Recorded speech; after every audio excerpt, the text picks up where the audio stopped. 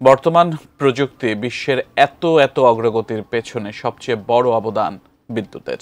বিদ্যুৎ ছাড়া পৃথিবীতে প্রায় সব ধরনের প্রযুক্তি অকার্যকর।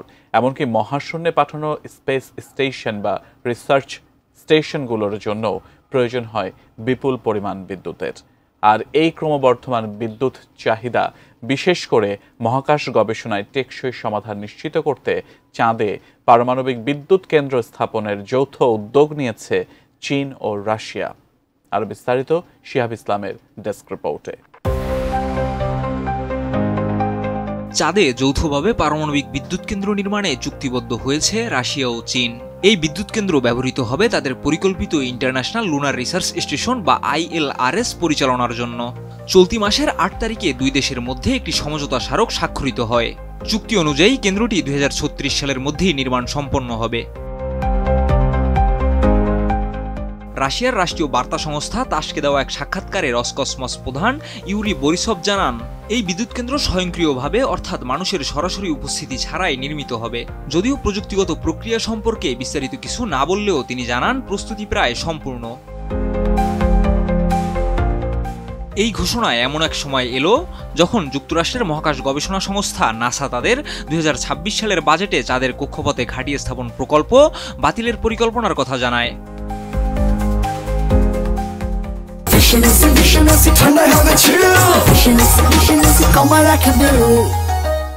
সমঝোতা স্মারকের পর রসকসমস জানিয়েছে, নতুন এই গবেষণা কেন্দ্রে চাঁদে দীর্ঘমেয়াদী রোবোটিক কার্যক্রম পরিচালনা, প্রযুক্তি পরীক্ষা ও মৌলিক মহাকাশ গবেষণার কাজ করবে।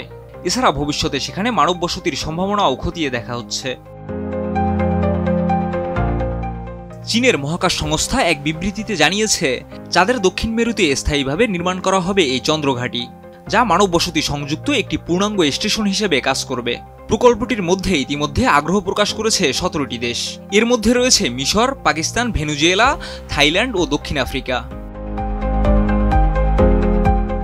এই স্টেশনের ভিত্তিপ্রস্তর স্থাপিত হবে চীনের ২০২৮ সালের চাংই ৮ মিশনের মাধ্যমে। ওই মিশনের অংশ হিসেবেই প্রথমবারের মতো চাঁদের মাটিতে পা রাখবে কোনো চীনা নভোচারী। চীন ও রাশিয়া ২০২১ সালের জুন মাসে ILRS রোডম্যাপ প্রকাশ করে। এতে জানানো হয় ২০৩০ সাল থেকে ২০৩৫ সালের মধ্যে ৫টি সুপার হেভি লিফট রকেটের মাধ্যমে চন্দ্রঘাঁটির বিভিন্ন অংশ পাঠানো হবে।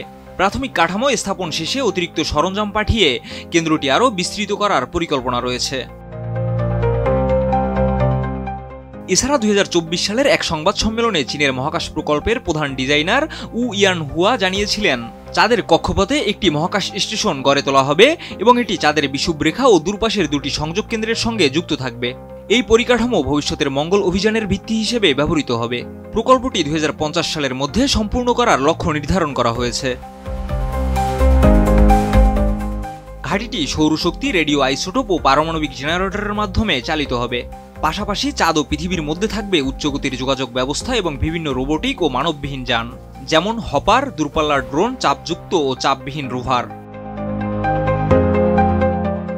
২০১৩ সালের চাংই ৩ মিশনের মাধ্যমে চাঁদের মাটিতে প্রথম সফলভাবে রোভার পাঠায় চীন।